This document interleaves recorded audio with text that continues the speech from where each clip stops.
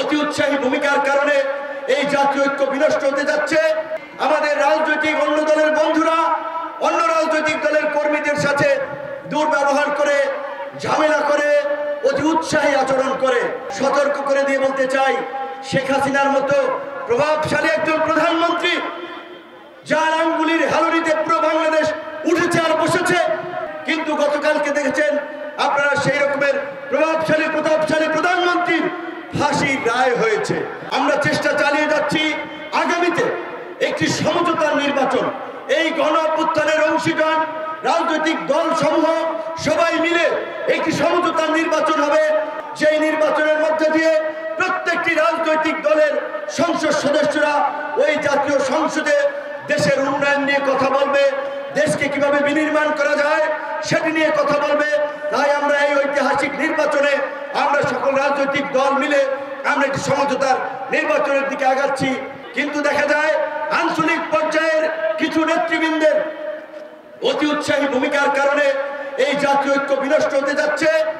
জাতীয় ঐক্য এবং সংহতি বিনষ্ট হওয়ার মধ্যে দিয়ে দেশে আরেকটি সংকট তৈরি করার পায়তারা চলছে। আমরা সেই ফাঁদে পা দিব না।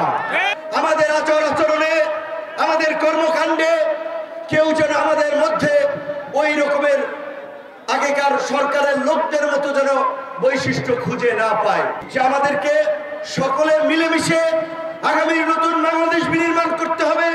কিন্তু দুঃখ লাগে, খারাপ লাগে নিজের এলাকায় এসে যখন দেখি আমাদের রাজনৈতিক অন্য দলের বন্ধুরা অন্য রাজনৈতিক দলের কর্মীদের সাথে দুর্ব্যবহার করে, ঝামেলা করে, অতি উৎসাহী আচরণ করে। তাই আমি সকলকে সতর্ক করে দিয়ে বলতে চাই, শেখ হাসিনার মতো প্রভাবশালী একজন প্রধানমন্ত্রী, যার আঙ্গুলির হালুরিতে পুরো বাংলাদেশ উঠেছে আর বসেছে, গত 16 বছরে খালেদা জিয়া থেকে শুরু করে বিএনপির শীর্ষ নেতাদেরকে জেলে নিয়েছেন, জামাতের নেতাদেরকে ফাঁসি দিয়েছেন, সমস্ত বাংলাদেশকে তার নিয়ন্ত্রণের মধ্যে রেখেছেন। কিন্তু গতকালকে দেখেছেন আপনারা সেই রকমের প্রতাপশালী প্রধানমন্ত্রীর ফাঁসির রায় হয়েছে। এই জুলাই আগস্টের 2000 ছাত্র জনতার হত্যাকাণ্ড সহ গত 16 বছরে প্রায় 5,500 মানুষকে হত্যা করেছে, অসংখ্য মানুষকে রাজনৈতিকভাবে মামলা হামলা দিয়ে পর্যদস্ত করেছে, গুম করেছে, খুন করেছে এবং আইনের মাধ্যমে আদালত আজকে সাবেক প্রধানমন্ত্রী, স্বরাষ্ট্রমন্ত্রীরও ফাঁসি দিয়েছে।